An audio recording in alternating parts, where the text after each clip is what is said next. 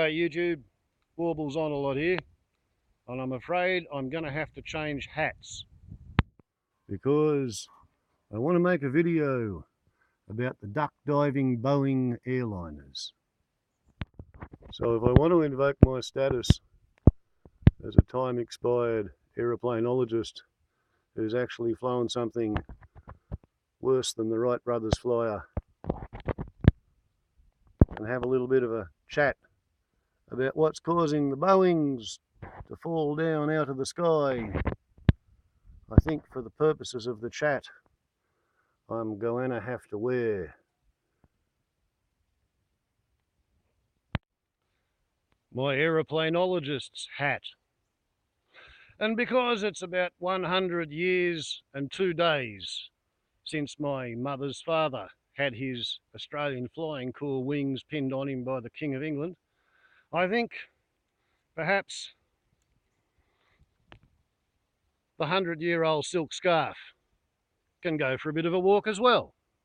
Right, so the story, as far as we know, begins with Boeing deciding that it's too expensive to develop an all-new aeroplane to accept the lovely new fuel-efficient engines that are now available.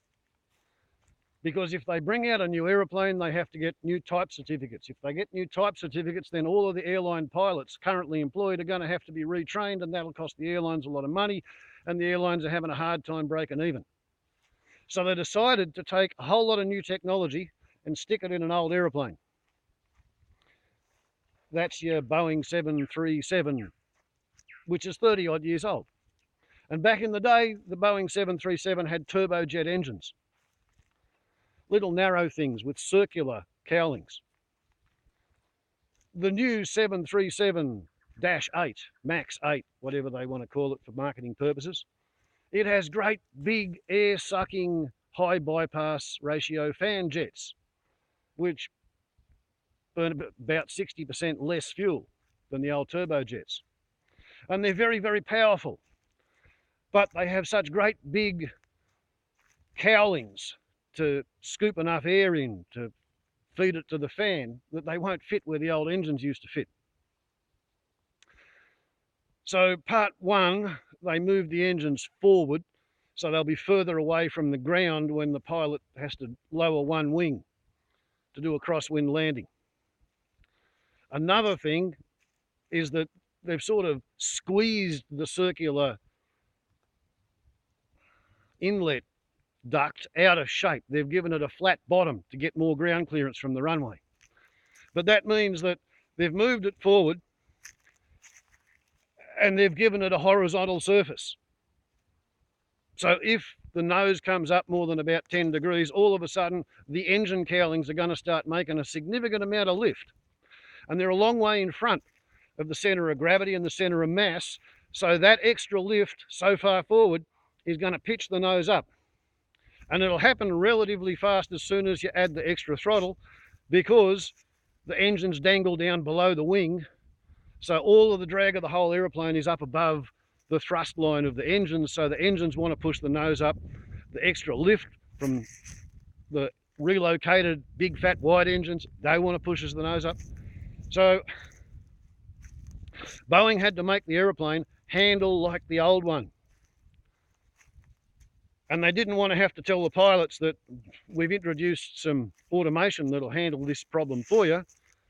So therefore, when the new gizmo, which apparently relies on one single angle of attack indicator to feed it information, if anything went wrong with the information flow, with the angle of attack meter, or with the software itself, it proceeded to override the pilots and push the nose down by using the tailplane trim jack screw. And that's what happened to the people on Lion Air in Indonesia 4 months ago, and that's what happened to the people in Ethiopia. The pilots did not know how to turn off the runaway robot. Subtle and complicated. Now, I got all of that from blancolirio channel in California. He's an ex-US Air Force pilot. He's flown with the fire bombing operations over there. He flies for the airlines. Very good source of information. Wrapped up in a lot of American patriotism, but that's just the product of their education system, such as life. Now, to move on to the Amazon Prime or Atlas Air crash, where it was a cargo aeroplane and it was flying along at about 2,000 or 3,000 feet. It was approaching the airport, and 10 miles in front of it, not on the windscreen, 10 miles in front of it, there was a thunderstorm, very intense thunderstorm activity. And the radar track showed the aeroplane start to climb and then dive. I can't remember whether it was a slight sawtooth or whether it just climbed and then dived. But it hit the ground going down at 6,000 feet per minute. And the radar ground track showed it still moving forward at only 240 nautical miles per hour. So I was thinking, what could force an aeroplane with that much power to not be able to climb back to the glide slope? And it occurred to me that a downburst would be a good hypothesis. If you got a really strong thunderstorm somewhere in the vicinity, like 10 miles away, not on the windscreen, but out there in front, and if it had really, really strong thermal activity, then there would be somewhere around that thunderstorm some really, really strong downdrafts. And if you fly your aeroplane into a patch of air that's going down at 8,000 feet per minute, and you can only climb at 2,000 feet per minute, then your aeroplane comes down at 6,000 feet per minute. And I visualised this aeroplane, because of its radar track speed and its descent rate, I visualised it full power, hanging in the sky, nose high, and being punched into the ground by a downdraft. And I said so on the thread under VASI channel, V-A-S-I capitals. By the way, blancolirio is one word, lowercase. Go look at both their channels. Brilliant channels. And I suggested that the incidence of extreme weather conditions, which are more energetic than a modern airliner's ability to safely fly out of, is going up, and it will go up, because global warming means there's more energy in the atmosphere. And I said, you know, this is just part of flying. And I was reacting so rapidly that I hadn't even taken on board the fact that it was a cargo flight.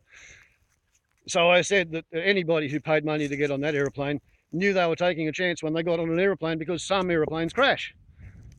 Such as life. Not all of them do.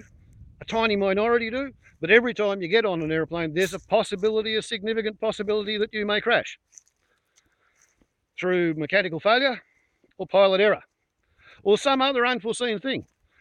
In this case, the voice recorder has been analysed and the results have been disseminated, made public. And at the time I made my first cut analysis, a speculative guess, I was unaware that there was video security camera footage showing the aircraft steeply nose down and just diving straight into the lake. When I became aware of that, I posted a comment back to my first comment, or a reply to my own comment, apologising for my error, saying that, oh, well, you know, like, if it was nose down, then it probably wasn't a downburst. Something else was happening. I don't know what that was. The perils of shoot from the hip aircraft crash analysis. You know, sometimes, like with Shoreham, you can be right. I thought I was wrong with this thing with the Amazon Prime / Atlas Air. However, I've been rescued by the cockpit voice recordings. What happened was these dudes were flying along and they suddenly encountered severe turbulence. Okay, now it apparently wasn't the kind of shake, shake, shake turbulence. It wasn't the kind of sudden lift turbulence. What it was something which caused them to apply full power. You remember we talked about the engines being underneath the drag of the wing and the aeroplane and the whole thing, and that causing a pitching up moment, because all the power's down there and all the drag's up here, and it... Okay, well, they discovered that full power, when they were in gliding configuration on the approach, that gave them such a terribly sudden, strong, surprising nose up moment, pitching moment, that both of the pilots applied forward control stick, and apparently One of them may, I'm pretty sure this was the one, see, 3 crashes so close on each other, I get overlapping news reports. I don't know whether I'm sure the jack screw was in the full nose down position with the Ethiopian airliner. I know the cockpit voice recorder says that the pilots applied full forward stick, and that caused such an abrupt pitch down, they got it into a dive, and at full power, nose down at 2,600 feet commencing the manoeuvre, it just accelerated and dived straight into the ground before they could either throttle the engines back or pull the nose back up with the stick.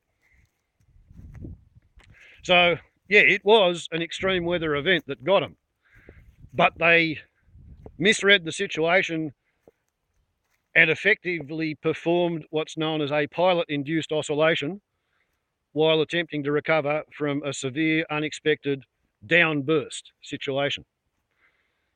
So that's what I get from what Vasi has published, he's in Spain, and what I get from what Blancolirio has published.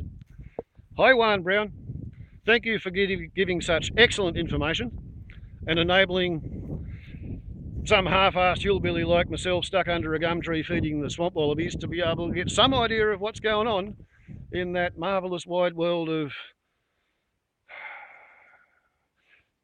kerosene, drinking, carbon dioxide, farting aerial railroad cars, I guess. They're so big, they're bigger than buses, that you guys play with for a living.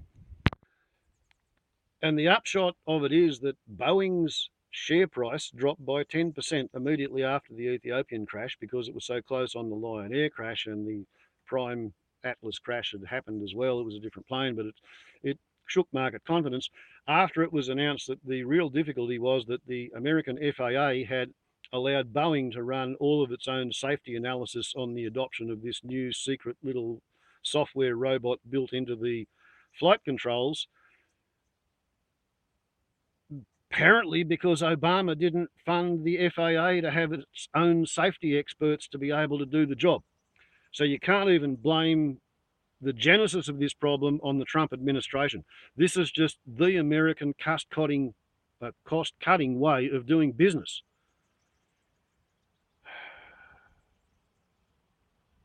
But it's probably going to cause most carriers around the world to withdraw their orders for Boeing 737 MAX 8s, because there is a systemic problem in the Boeing design office and the production engineering and the marketing GISM department, and they're entirely too closely connected to the FAA, who are supposed to be the independent overseers.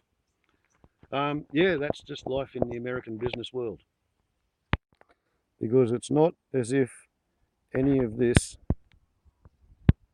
is anything new. People have been building aeroplanes for a bloody long time, and the consequences of offset thrust lines compared to your centre of drag, that's all been known for 100 years, because the SE-5A first flew in about 1917. And here it is in the textbook, published in 1940. For what it's worth, in my opinion, the problem is that Boeing tried to make that aeroplane foolproof without telling the fools what they were doing. It's a temptation that aeroplane manufacturers have been succumbing to ever since they decided to put a training wheel at the front of the aeroplane and put up with the extra drag and the extra weight, because it meant that a less skilled person would be able to safely operate the aeroplane in the transition from airborne to ground-borne, and vice versa. But it meant that you could get more fools up in the sky so that those fools could fuck up in different ways.